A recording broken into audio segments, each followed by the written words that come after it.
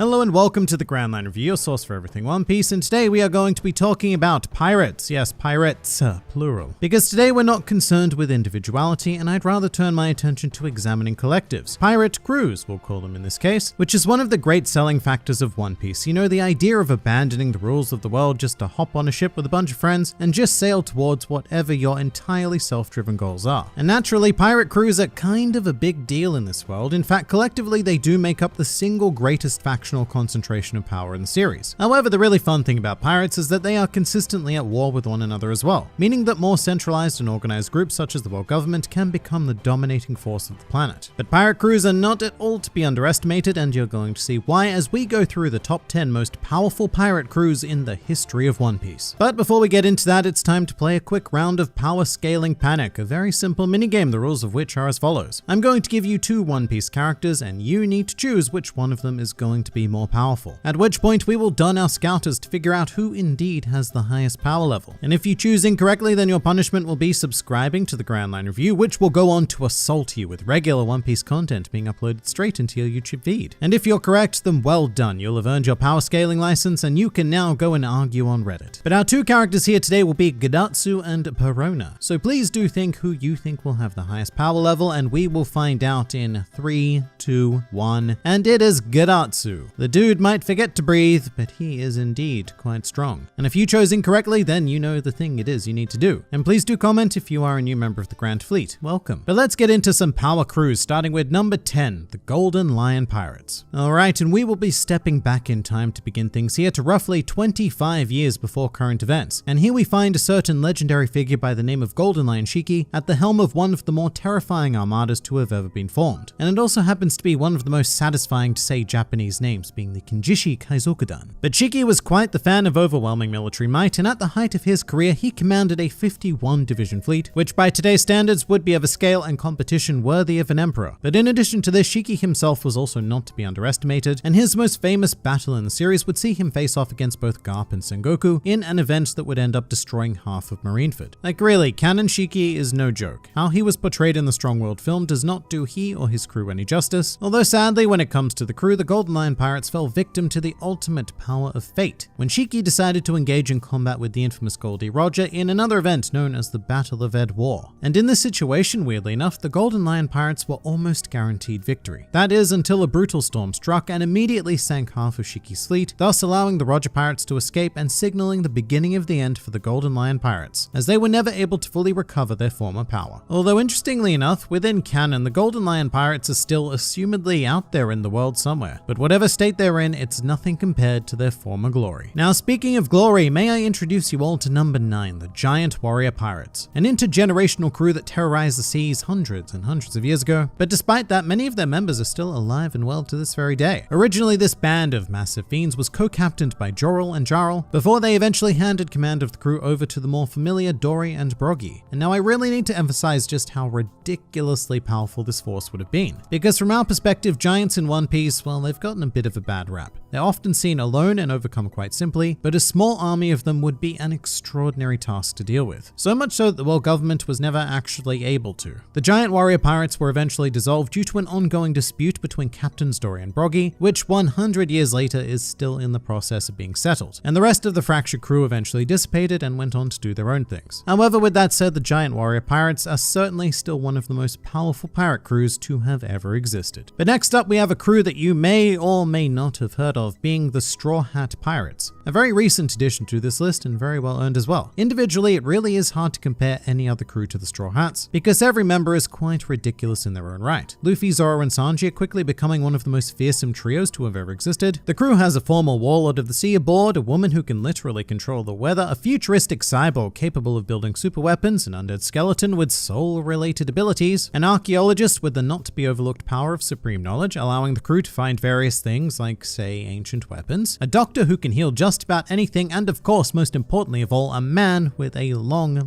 nose. It's very long. But even with all of that in mind, what lands the Straw Hats here today are their extended forces. Things like the Straw Hat Grand Fleet or their natural allies such as the Ninja Pirate Mink Samurai Alliance, as well as the various kingdoms that have unofficially sworn allegiances, like say Alabasta or Dressrosa. So it really isn't so much the Straw Hats themselves that encapsulate power, so much as the influence they hold and the allies they could call upon at any given moment. And when that does happen, they may very well become the most powerful crew in the series, but for now, we're gonna stick with number 8. Moving to number 7 now though, we have another comparatively modern addition to history, being the Blackbeard Pirates. Now, as a force led by someone widely recognized as an Emperor of the Sea, it was always going to be pretty hard to deny the Blackbeard Pirates a spot on this here list. I mean, their captain Marshall D. Cheech is now globally infamous, if only for the idea that he has very much managed to do the impossible and hold the powers of 2 devil fruits simultaneously. And not only that, but 2 of the most terrifying abilities as well, being the Gura Gura no Mi and the Yami Yami no Mi. But Mr. Blackbeard has also put great resources into expanding the Blackbeard Pirates into a military force, forming a 10-division crew led by his titanic captains. An endeavor that has proved successful enough to consolidate power within the New World amongst a slew of profound competition. And in addition to this, the Blackbeard Pirates also have this curious association with the former Marine Admiral being Kuzan, which is a pretty wild thought, but even without Kuzan's presence, this is a pretty petrifyingly powerful crew. And as for number 6, we have the Red Hair Pirates, and I do want to quickly state that, look, I don't actually know where this crew should be ranked. Shanks and the Red Hair Pirates are very problematic figures because we do not know the full measure of them or even a vague makeup of their larger forces. But what we do know is that the Red Hair Pirates were threatening enough to show up at Marineford and have both Blackbeard and Sengoku immediately agree to end a war out of fear of facing them. So they are 100% quite serious business. And we do also note the Red Hair Pirates are a group capable of skirmishing equally with other emperors because they did become briefly embroiled with the Beast Pirates prior to Marineford. But even with all of that, it's impossible to accurately rank them with the mere information we have. And Shanks fanboys might whine a bit at that, but remember, this list is not about individuals. It's about collective crew strength, and right now we are very, very awkwardly placed with the Red Hair Pirates. They are simply too threatening to ignore, which is why they're here, but I could very much see this placement changing in the future when we do finally learn a bit more about them. But for now, let's break into the top 5, beginning with the Roger Pirates. And I think that many people may have expected this group to land at number 1, considering that it does contain the Gold D. Roger, the infamous Pirate King and the man who held power demonstrably equitable to Whitebeard. Add in the legendary Dark King Silvers Rayleigh on top of that, and hey, at a certain point you could even throw in Kozuki Oden, which is a trio I don't think anybody anywhere wants to face off against. But in the end, what holds the Roger Pirates back is the fact that while they had a small concentration of some of the strongest figures in the world, as a crew they were kind of outmatched in terms of just raw, wide-ranging power. I mean, for example, our number 10 contender, the Golden Lion Pirates, possess the military might to annihilate the Roger Pirates. And really, so does probably every modern-day Emperor of the Sea. Although if I'd put the Roger Pirates below everyone, then